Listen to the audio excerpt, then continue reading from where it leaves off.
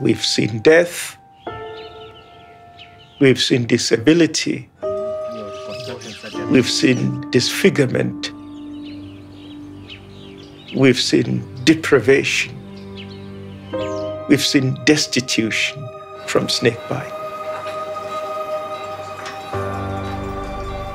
At the moment, as a minister for this county, I am extremely worried. I'm scared. I don't know what will happen.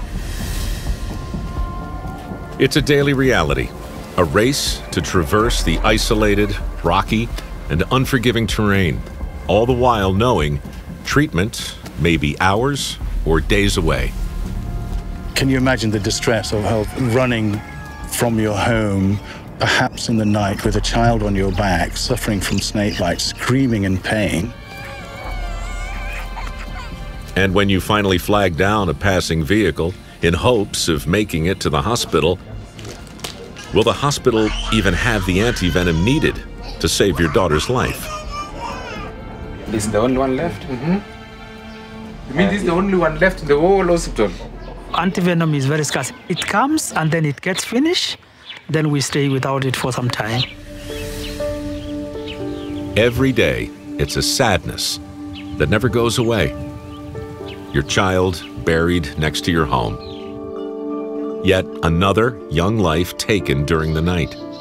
And the sister left behind met her fate from the very same cobra that slithered into their bed. Her hand now severely deformed. She is blind. She cannot walk. She will never marry. An innocent victim without the chance of a productive life. Every day, it's devastation without end. A coconut farmer in southern India who can only watch someone else climbing the trees he once climbed. Already left with nothing but years of debt, Selvarasu and his wife part with what little they have, just so they can pay to keep their children in school.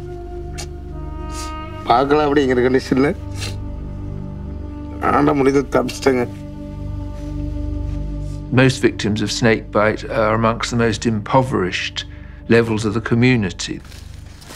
They're nearly all agricultural workers, farmers, herdsmen, who live in a snake-infested environment.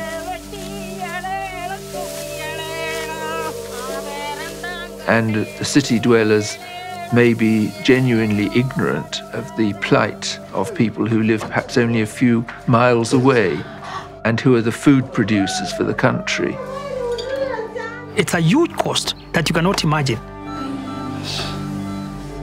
But then they have to sell and dispose of all the assets that are in the family to ensure that this person is taken care of. Okay, so the people raising their arms have been bitten by snake? All around the world, like at this community gathering in central Kenya, the voiceless cry for help. But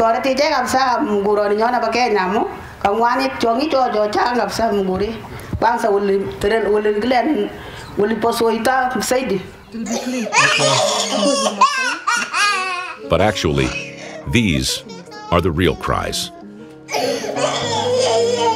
This 3-year-old Kenyan girl won't be out playing today. Instead, one of the multiple visits each and every ongoing week to treat her wound. In a few months, she will undergo a major skin graft. Many major health challenges of the past are now being dealt with subsidised treatments. The world has the capacity to deal with these problems. We've got neglected tropical diseases that are no longer being neglected, and that's important. But today, 342 snakebite victims across the tropics are going to be taken from their families. We know 125,000 people die each year from snakebite. And 2 to 3 times that number are left without limbs. They're maimed, disabled, or permanently disfigured. And those are the people who actually make it to a hospital to be counted. Whatever the numbers may be, the true figures go beyond any data, beyond any study. The only way you can truly understand snakebite is to walk into any hospital or any village. Everybody knows somebody who's had their lives turned upside down. Snakebite is something that they fear more than malaria or tuberculosis, or in some cases, even more than HIV/AIDS. From Vietnam to Pakistan, from the Central African Republic to Latin America, if you color in a world map where reported death tolls and estimates are over 1,000 people per year, it's a map that quickly becomes more colorful. And if you add the countries with 50 or more deaths a year, suddenly the magnitude becomes clear. If we are to save lives or limbs, this is the time for the whole world to wake up to this important problem that has for many years lingered with no interest. Realistically, the best long-term strategy is to prevent snake bites, not have to treat them in the first place.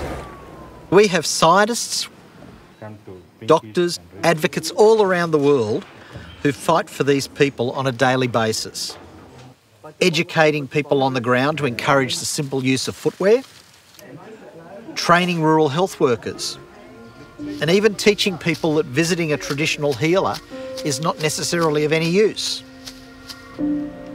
And of course, we have effective and affordable antivenoms that have been developed and are making huge differences in places like West Africa, Latin America, even here in Papua New Guinea. We have the tools to make change now. It is about time that snakebite is stopped being ignored by the world. It's a matter of human rights, it's a matter of social responsibility, it's a matter of using science for what it should be used, for the well-being of people. Nobody should die of snakebite.